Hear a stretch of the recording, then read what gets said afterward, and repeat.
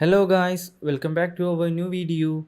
And this video I will show you how to adjust the sharpness of any image on Google Pixel mobiles.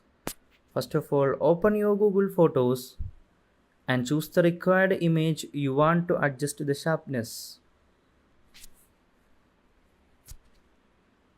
Here you can see the edit option on the bottom side of the image.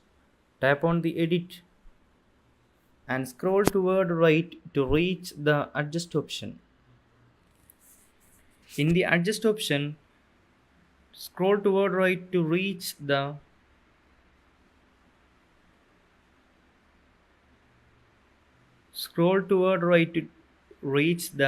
sharpen option.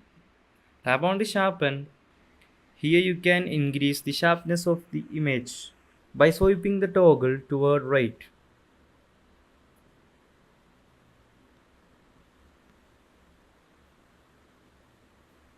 Make a perfect value of sharpness for your image and tap on the done option. Now the settings is changed.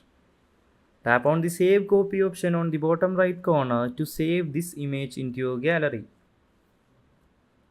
By doing this, you can make your images more attractive and beautiful on Google Pixel mobiles.